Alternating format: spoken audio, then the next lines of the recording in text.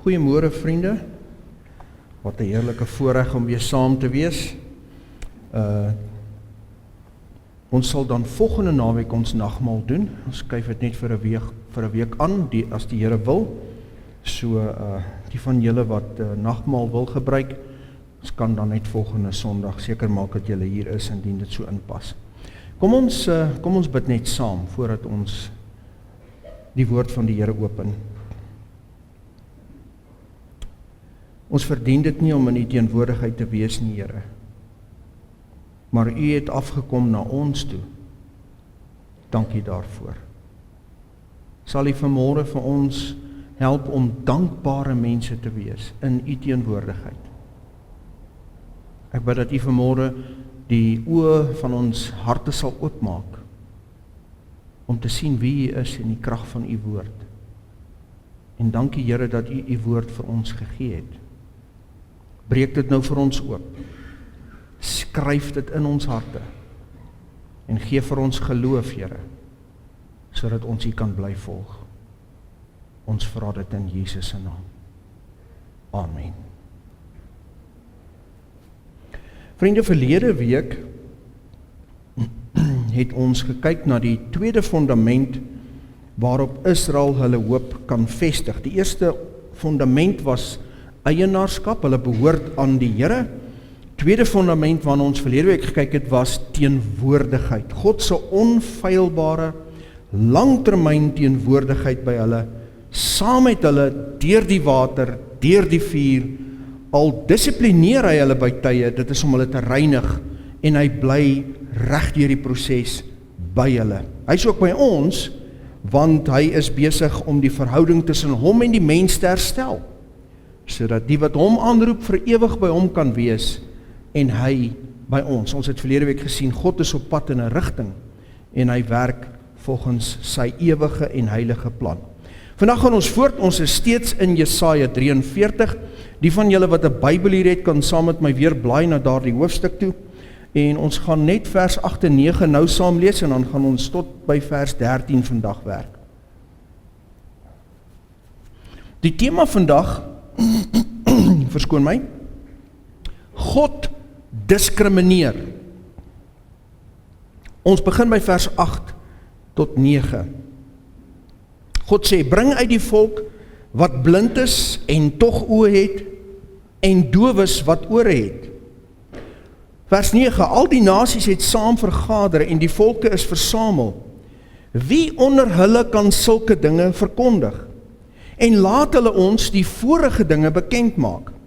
Laat hulle getuies bring, dat hulle in gelyk gestel kan word, en laat hulle hoor en sê, dit is die waarheid. Soos in vorige hoofstukke, daag God weer eens sy volk, sowel as die nasies om hulle uit. Hy daag hulle uit, omdat hulle afgode verkies bo hom, en hulle moet of hulle saak stel, of hulle moet sy woord aanvaar. Dit is kenmerkend van God reg deur die skrif, dat hy die mens hanteer as 'n wese met autonome regte. 'n Reg om te kies, 'n reg om 'n opinie te hê, 'n reg om 'n saak te stel, 'n reg om hom of haarself te verdedig. God herken en erken elke mens as 'n autonome wese apart van homself. En die mens geniet hierdie autonomie, hierdie regte, hierdie vryheid wat God ons gee om te kies. Die probleem is egter dat die mens nie daarvan hou om die verantwoordelikheid wat saam met hierdie vryheid kom te aanvaar nie. Vir die voorregte sê ons maklik ja, maar nie vir die verantwoordelikhede nie. Die mens is daarom geneig om eerder te blameer as om te erken. Eerder om die blame te skuif as om pa te staan. Kortom, die sondige mens hou van kortpad vat. As 'n mens dit nou in eenvoudige Afrikaans moet stel. Dit is waarom afgoderry so aanloklik is vir die mens. Dit beloof vinnige oplossings sonder langtermyn verantwoordelikheid. Sonder die langtermyn verantwoordelikheid van 'n toegewyde verhouding.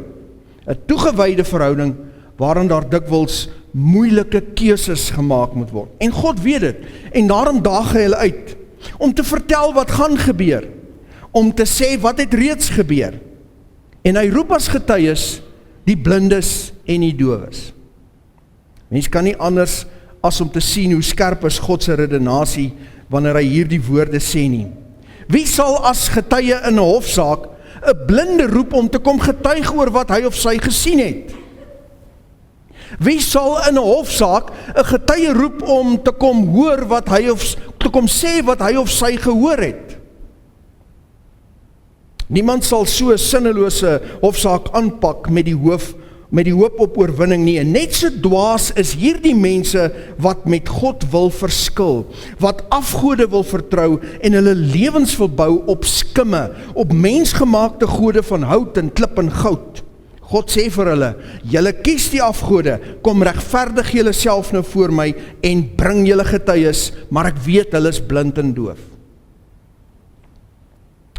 Dan roep God sy eie getuies vanaf vers 10. In die eerste gedeelte van vers 10 sê God die volgende: Julle is my getuies, spreek die Here, en my knegt wat ek uitverkies het, sodat julle kan weet en my kan glo en insien dat dit ek is.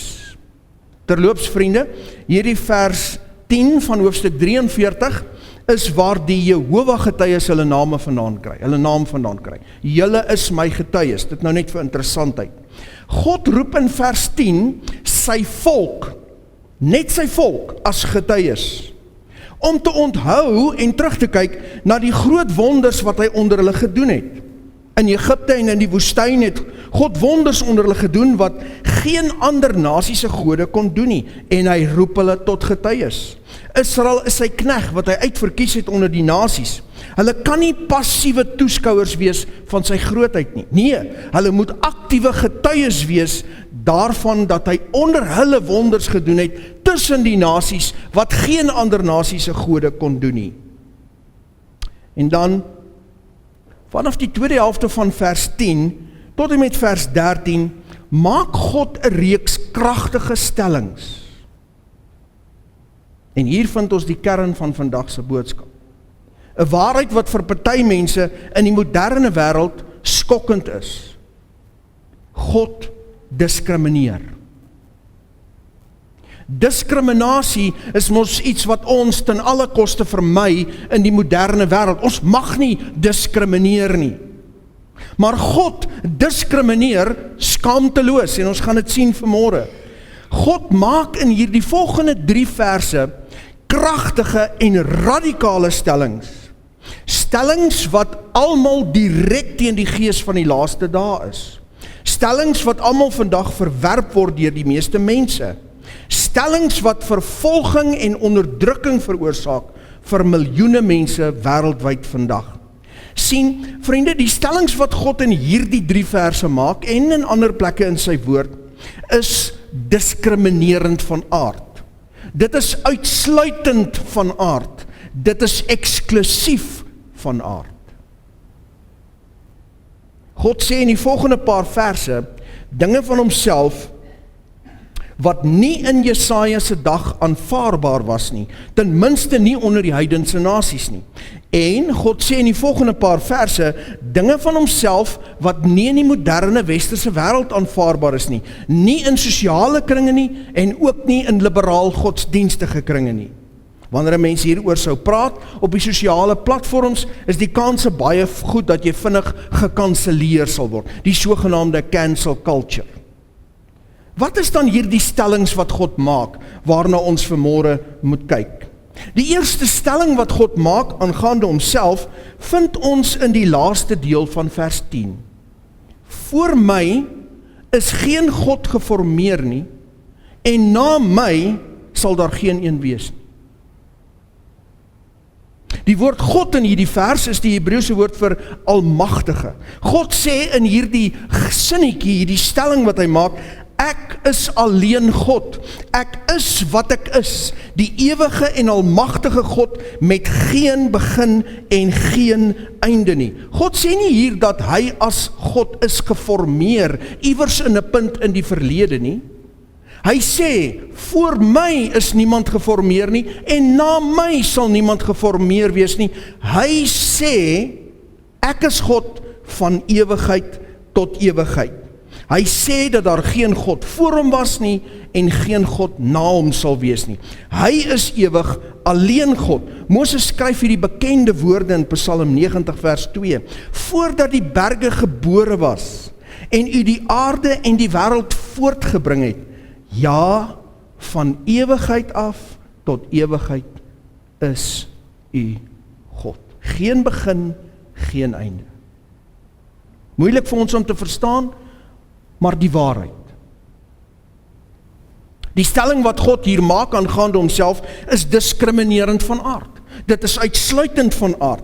Dit is eksklusief van aard, want God diskrimineer teen alle ander sogenaamde gode. God sluit hulle uit.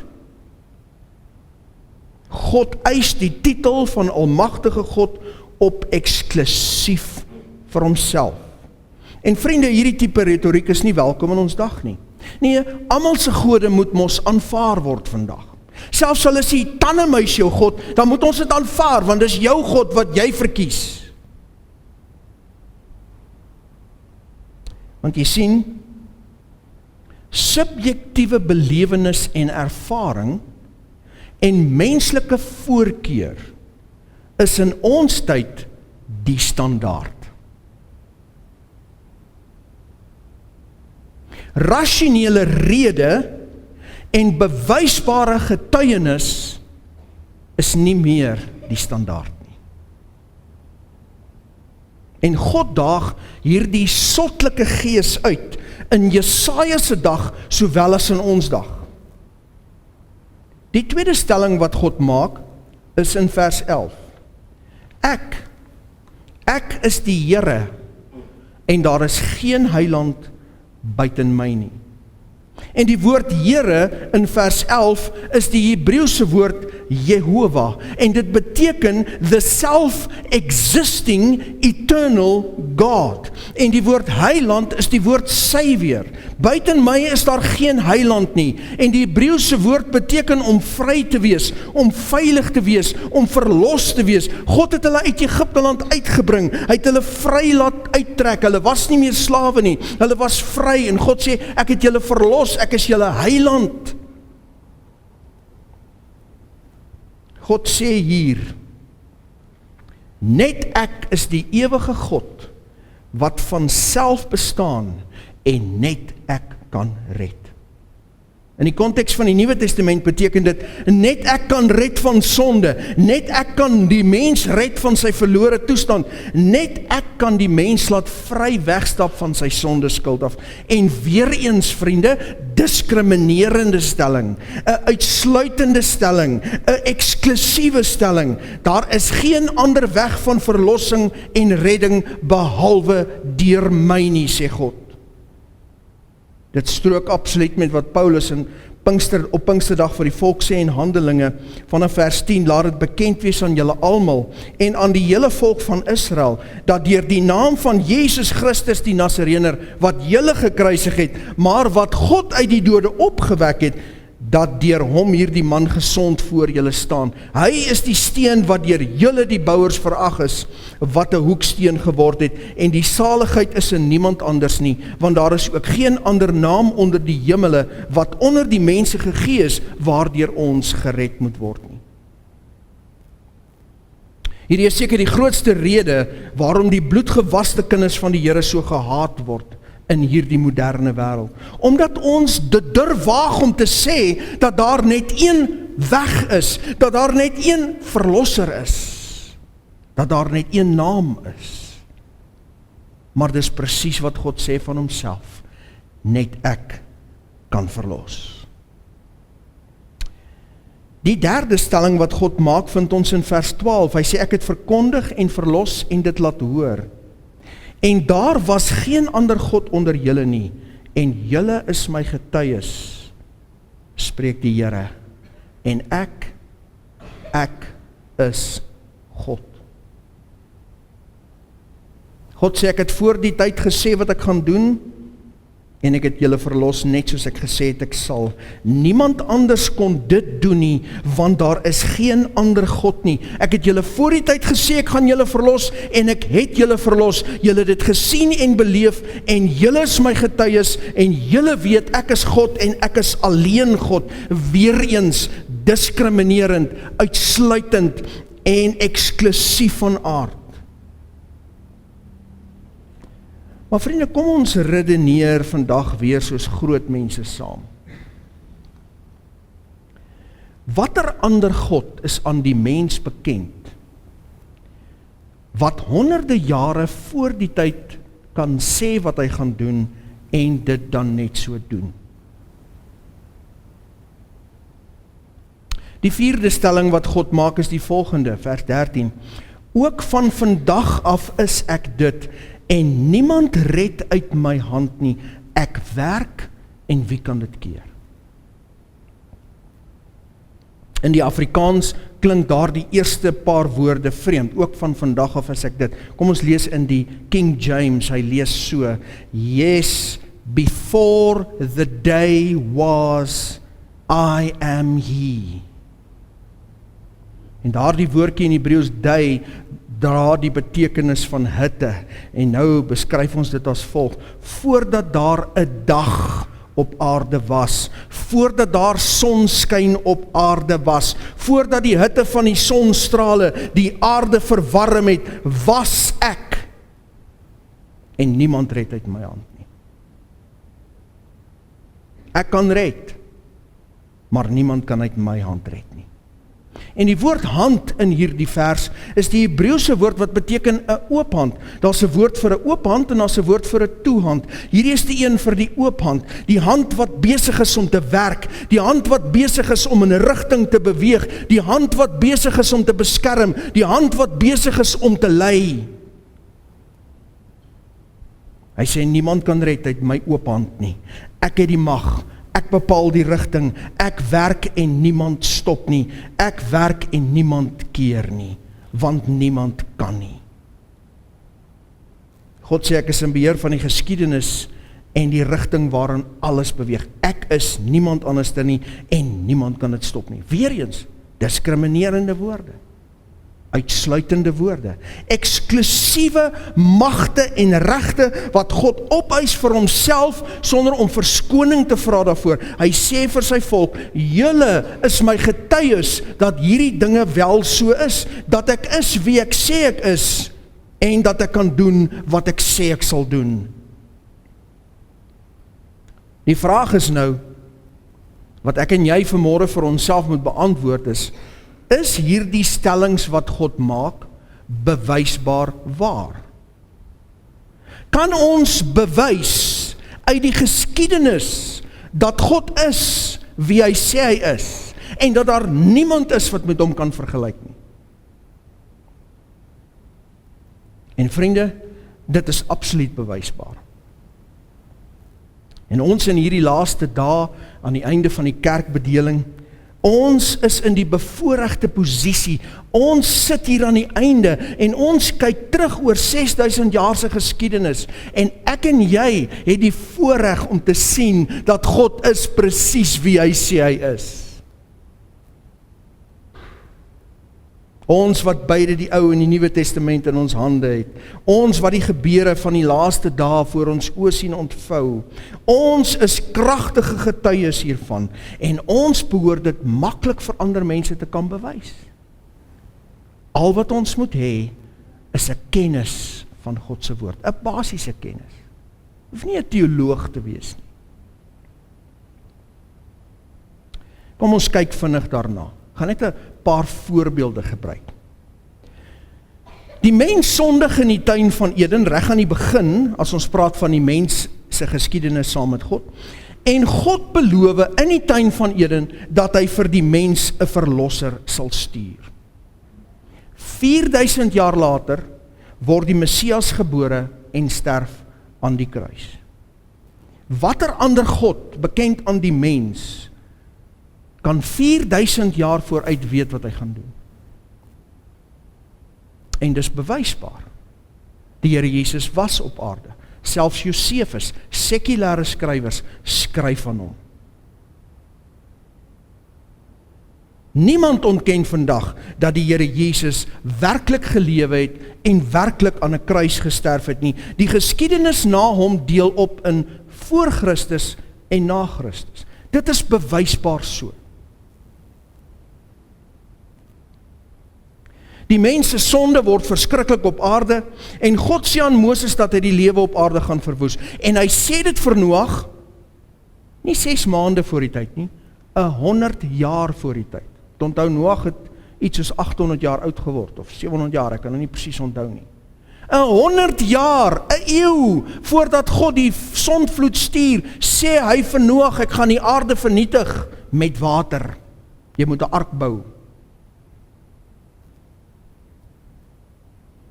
Wetenskaplikes ontdek vandag nog oral in die wêreld op al die kontinente tekens van die vloed. Dit is bewysbaar.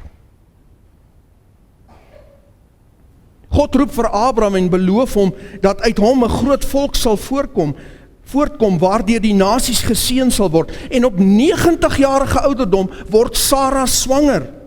En die volk van God word uit haar en Abraham gebore.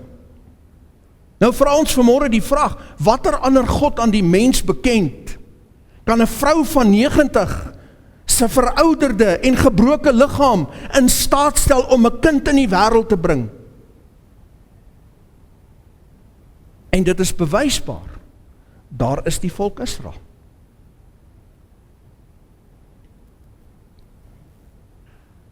God roep Moses uit die brandende braambos en deur hom doen hy tekens en wonders in Egipte. En hy lei sy volk uit deur 'n kragtige hand. Hy kloof die see voor hulle. Hy sorg vir 3 miljoen mense vir 40 jaar in 'n woestyn sodat hulle klere en hulle skoene nie versluit nie en hulle nooit van honger vergaan nie.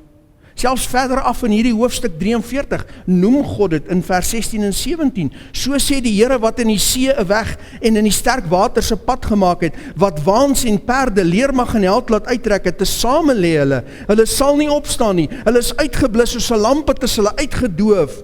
En dis bewysbaar so, vriende. Die antieke Egiptiese Epuwer papirus vertel van 'n tyd in Egipte waarin die Nyl in bloed verander het. Die dood van groot hoeveelheid vee plaasgevind het, geboue wat deur haal vernietig is en 'n tydperk van ongelooflike duisternis. En dit rondom die tyd waarin die Exodus gebeure plaasvind. Argeoloë ontdek massagrafte in Egipte, in die areas waar die Exodus gebeur het, en dit dui op groot getalle sterftes in Egipte. Watter ander God kan aan die mens bekend maak en dan hierdie dinge doen wat geen ander gode kan doen nie? En dis bewysbaar so.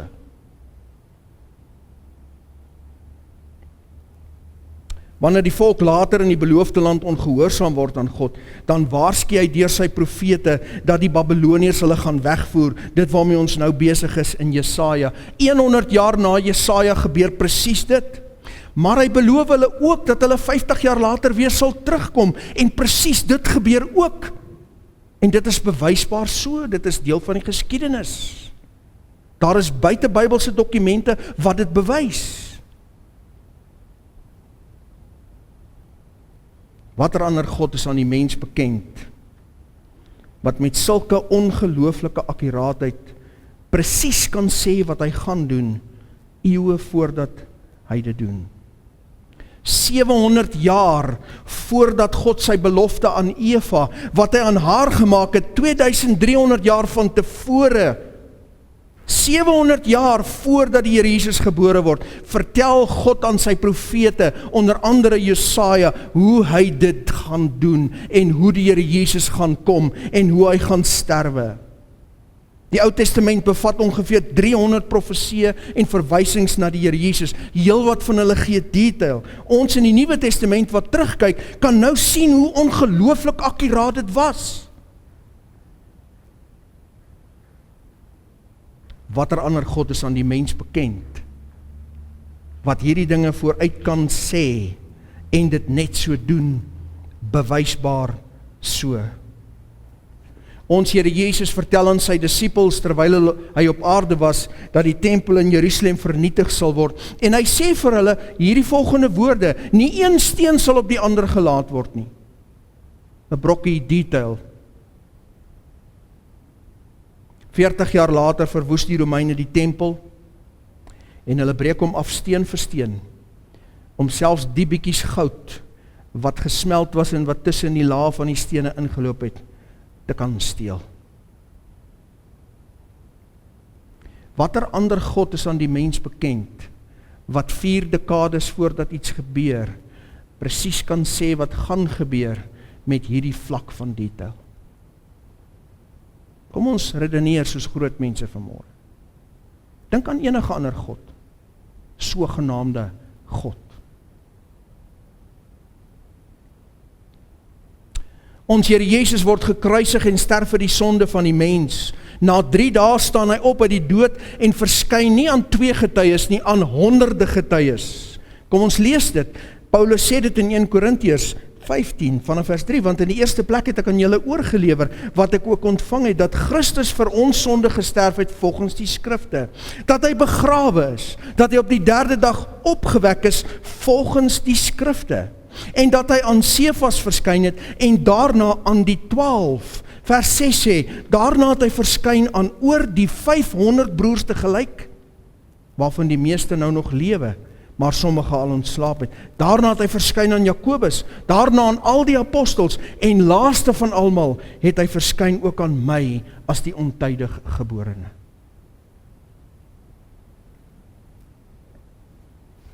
Baie van hierdie getuies van die Here Jesus se opstanding het gesterf vir hierdie waarheid. Sê vir my, is enigeen van julle wat hier sit bereid om te sterf vir 'n leuen? Ek sal nie. Elke dag in die wêreld word mense skuldig bevind in howe op grond van die getuienis van een goeie betroubare getuie. Die woord van die Here sê in die mond van 2 getuies staan 'n saak vas. Oor die 500 getuies het ons Here Jesus lewendig gesien na sy kruisiging.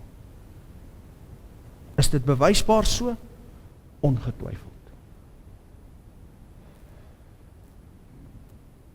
Watter ander God aan die mens bekend kan opwek uit die dood na 3 dae? En dit bewysbaar so.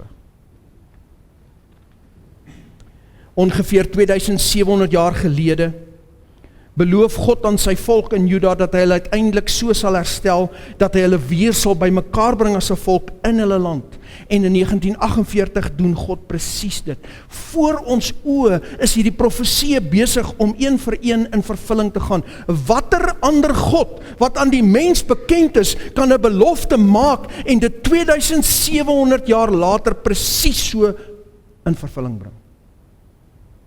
Noem hulle. Die dieragtige gode van die Hindoes, Boeddha,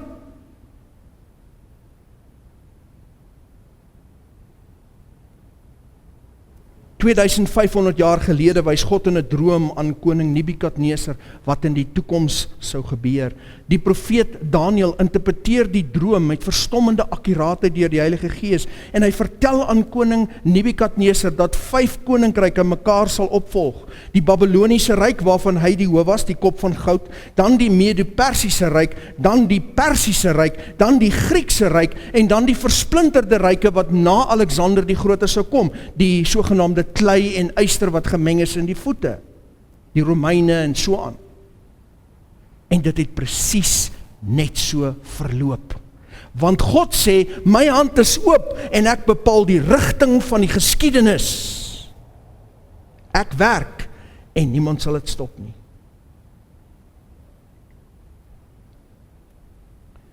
$2000 jaar gelede op die eiland Patmos wys ons verheerlikte Here Jesus vir sy liefling disipel Johannes wat in die laaste dae sal gebeur, die opkoms van die eenwêreldregering, die eenwêreld godsdiens, die gedeelde geldstelsel, die bose regering van die Antichrist. En ek en jy is vandag die bevoorregte getuies om hierdie woorde presies so in vervulling te sien gaan.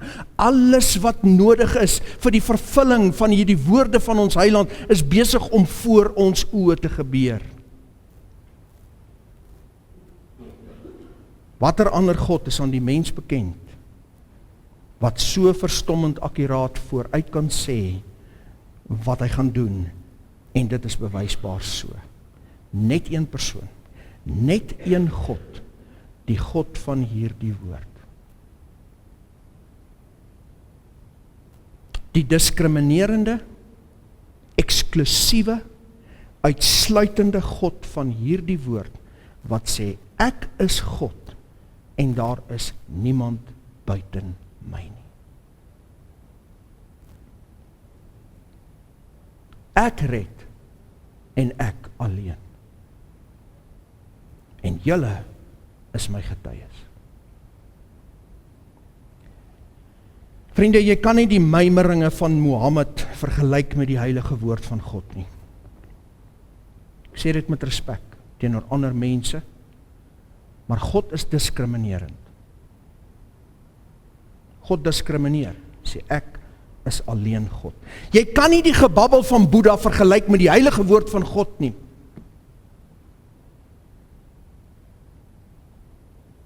Jy kan nie die duisende dieragtige, aapagtige, olifantagtige gode met hulle snaakse slurpies en oortjies vergelyk met die heilige God van die skrif nie.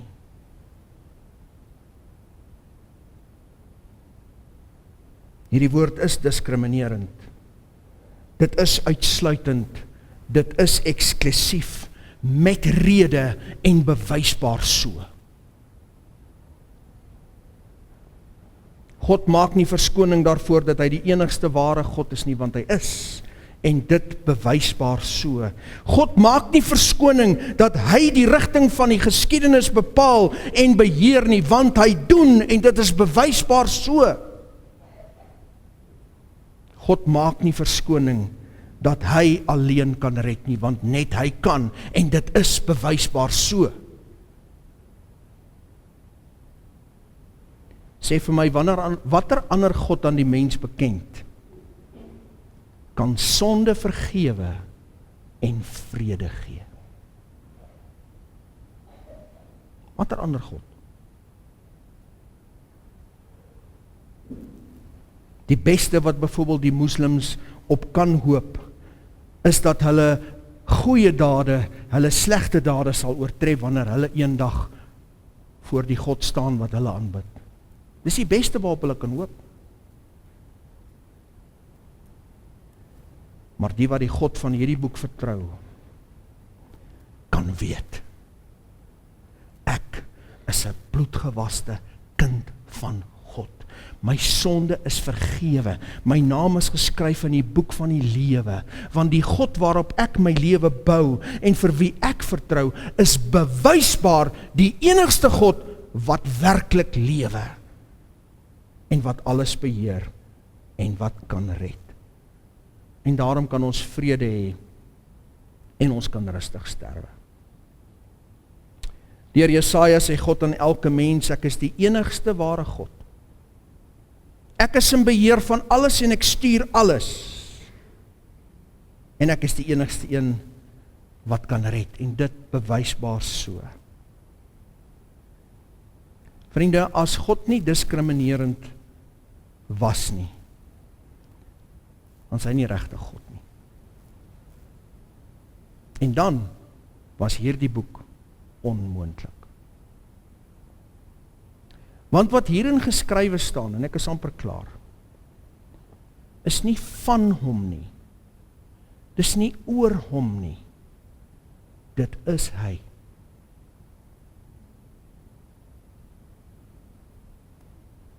Johannes 1 vers 1 tot 3. In die begin was die woord. Die woord was by God, en die woord was God.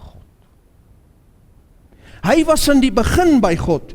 Alle dinge het deur hom ontstaan, en sonder hom het nie een ding ontstaan wat ontstaan het nie. Dit is waarom hy alles weet. Dit is waarom hy duisende jare vooruit kan sê wat hy gaan doen, want hy is die woord. Hy is die geskiedenis. Hy is in beheer. En dit is waarom hy diskrimineer. Om jou rug te draai op hom en op sy woord is die grootste fout wat jy ooit in jou lewe sal maak. Daar is net een persoon wat kan red. En hy het 6000 jaar gelede al gesê, dis ek. Ek lees vir ons Genesis 3 vers 15. Ek sal vyandskap stel tussen jou en die vrou, tussen jou saad en haar saad. En hy, die Here Jesus, sal jou die kop vermorsel en jy sal hom in die hakskeen byt. 6000 jaar gelede het God alreeds in die tuin van Eden gesê, ek sal red. Niemand anders nie. Sê my vriende, watter ander sogenaamde gode kan begin om te vergelyk? Watter ander sogenaamde heilige geskrifte kan begin om te vergelyk? Vriende, hulle kom nie eers uit die wegspringblokke uit nie. God diskrimineer met rede. En ek en jy moet nooit daarvoor om verskoning vra nie. Want dit is die weg. Ek sluit af met 'n eenvoudige voorbeeld. En dit is heeltemal fiktief. Kom ons sê, jy's op 'n redelike groot eiland. Daar's 5 dokters op die eiland. Net een dokter het die kennis, die vermoë en die bewysbare rekord dat hy kanker kan genees. Onthou, dis fiktief. Ons weet daar's nie 'n genesing vir kanker, soos wat ons behandel dit, maar daar's nie altyd genesing daarvoor. Net een dokter.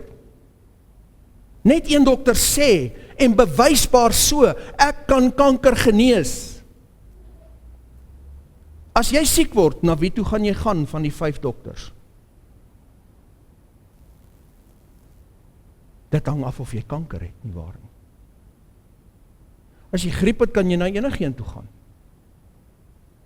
Maar as jy kanker het, na wie toe gaan jy gaan? Diskrimineer jy? Ja. Ons doen dit elke dag. As ek eerder op die Kompai toe gaan as Spar, dan diskrimineer ek. Waarom het dit 'n misdaad geword? Om te sê, ek glo in die lewende God, want hy's die enigste een wat kan red. Hy's die enigste een wat weet wat gaan gebeur. Hy's die enigste een wat vooruit alles beplan het, bewysbaar so. Waarom moet ons om verskoning vra daarvoor? Mag die Here ons help om in hierdie tyd van alles is so mushy en alles is aanvaarbaar, die woord van God te leer ken en vir mense te sê, is nie so moeilik om te bewys dat God is wie hy sê hy is nie. Kom ons kyk net na 'n paar gebeurtenisse in die afgelope 6000 jaar. Mag die Here ons help dat ons getuies kan wees van hom en dat ons nie sal bang wees om te diskrimineer, want met rede sê God, net ek kan red. Kom ons bid saam.